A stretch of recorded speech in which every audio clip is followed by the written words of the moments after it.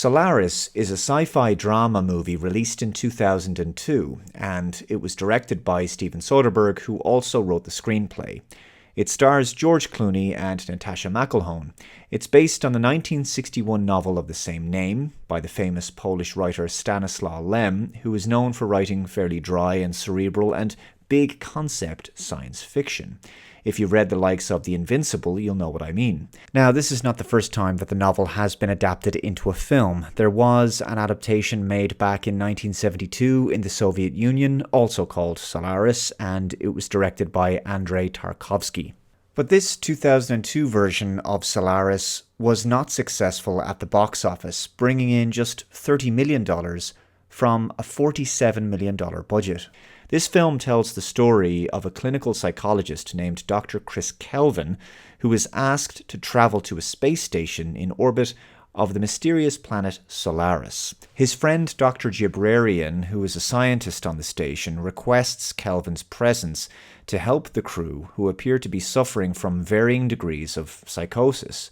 Jibrarian is vague on the details, but something about being in the proximity of Solaris is affecting the crew's behavior and causing some, strange and creepy incidents to take place.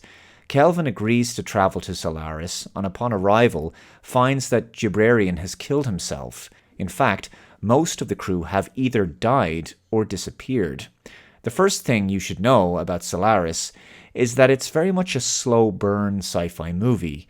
So you have to be into that sort of thing. It's unnerving, deeply emotionally intense, and deliberately paced to extend the tension and suspense as much as possible, in a manner similar to something like 2001: A Space Odyssey, or Blade Runner, for example. In this regard, Solaris as a film manages to succeed in generating a sense of terror and wonder, and the eeriness of the unknown, exploring the effects of prolonged isolation on the human mind. Slow burn movies like this are not for everyone, of course, and the film generally divided audiences at the time. I think actually this is an overlooked psychological drama that's perhaps worth another look. But before we go very much further, it's time now for a word about today's partner for this video, NordVPN. These days, your activity online is increasingly visible to others.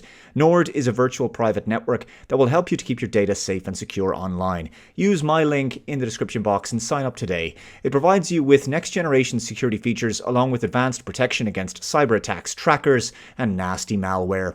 Plus, it allows you to block intrusive ads, giving you full control of your web browsing experience.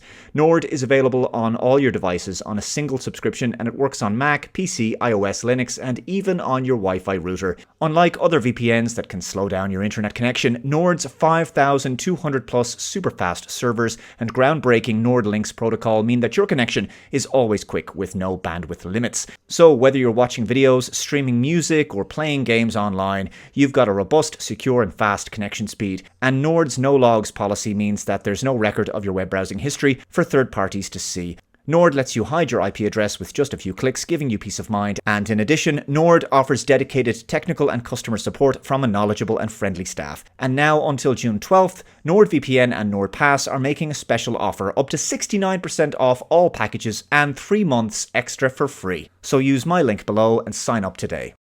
Okay, so welcome back. Kelvin boards the space station and he quickly finds the dead crew members, along with evidence of some kind of struggle because there's blood around the place, and he sees a young boy running around, but the boy disappears before he can reach him. He speaks to the 2 remaining crew members, Snow and Dr. Gordon. They're both showing signs of emotional and psychological trauma, depression, anxiety, paranoia, obsessive-compulsive disorders, and generally erratic behavior. Kelvin becomes haunted by dreams of his dead wife, Rhea, beginning with their first meeting, and we see flashbacks throughout the film of key moments from their lives on Earth. He awakens one night in his quarters to find that suddenly she's there with him, alive and seemingly well. He's obviously massively disturbed by this and questioning his sanity. Is she an illusion? He takes her to one of the space shuttles under the pretense of showing her around the station, only to lock her inside and jettison her out into space, an action that understandably causes him immense distress. He speaks to Gordon and Snow about this Rhea doppelganger. They've both had similar experiences. Proximity to Solaris has an unusual effect on the mind. It recreates replicas of people based on a person's memories of them. It's not long before a second replica of Rhea is created. She's not an illusion, she's a real being, albeit not human. The other crew members can also see and interact with her. Gordon becomes increasingly disturbed at the fact that Kelvin has romantic feelings for this version of Rhea. We learn that Rhea can't really remember much about her own life. She's merely a reflection of Kelvin's memories of her. She can't really be anything other than what he recalls of the real Rhea. The real Rhea who commits suicide because he left her after she had an abortion, without telling him. As a result, this replica of Rhea feels compelled to commit the same action, as if she is predetermined to relive her past because she's conjured from his memory of her being suicidal. So he obviously feels guilty because his memories are motivating her to think and act in this manner. Ultimately, this version of Rhea is not a whole person, and she understands this. She's basically a shadow of his memories. But the fact that she's even unhappy about this suggests that she has a will of her own. She has a self-awareness of her own. She knows that she was created by Solaris, but she can't seem to communicate with Solaris. So she tries to take her own life, and after successfully doing so and dying, her body eventually regenerates. She comes back to life. To add to the further difficulties, Kelvin is using stimulants to push himself to stay awake so he can keep an eye on Rhea so she doesn't try to take her life once again. He's visited one night by a replica of Jabrarian who speaks somewhat cryptically about the situation and tells him he must leave Solaris or he will die. Gordon has developed a method of destroying the replicas, and Rhea asks Gordon to use it on her, which she does. Gordon argues with Kelvin about it, but she sets course for home. They soon discover the remains of the real Snow stashed away in an overhead compartment. They've been dealing with a replica this entire time. A replica who killed the original Snow. He tells them that the station's mass is increasing and slowly falling into Solaris. So they agree to lock him away and leave him on the station. Kelvin now appears to be back on Earth, but he seems to be struggling to understand how long he's been back. His old life feels strange and difficult to readapt to. He wonders if he remembered Rhea correctly, but then he realizes he's not really back on Earth. Before the craft left the station, he decided to stay on board. Only Gordon went back to Earth. The station then fell into Solaris, and he met the replica of his unborn son.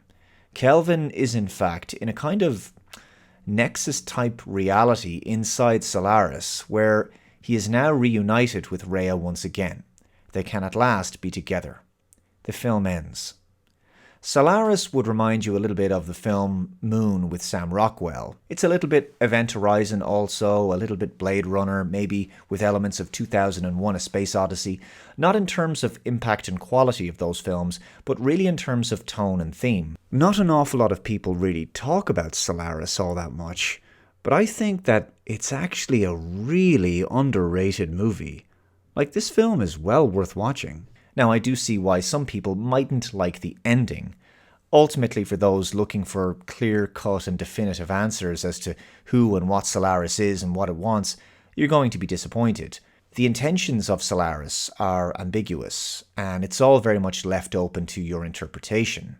Now, that can be very frustrating for some audiences, but I like when not everything is explained in a sci-fi movie, and when some things are just complex. After all, we're dealing with space travel, alien beings, and the unknown. There should be room for mystery. There's been many theories over the years as to what Solaris is. Certainly it's some kind of higher intelligence, perhaps even God. And I think there's very good reasons for believing this, actually. There's a flashback dinner scene where Kelvin, Rhea, and Jabrarian are arguing about the existence of God. Rhea believes that God is a higher form of intelligence. At the end of the film, when Kelvin is stuck on the station and he meets the replica of his son, the boy reaches out his hand. Kelvin reciprocates, and the image is reminiscent of Michelangelo's painting of the creation of Adam from the Sistine Chapel, where God reaches out to give life to Adam. I also think the direction in the film by Steven Soderbergh is among his very best work.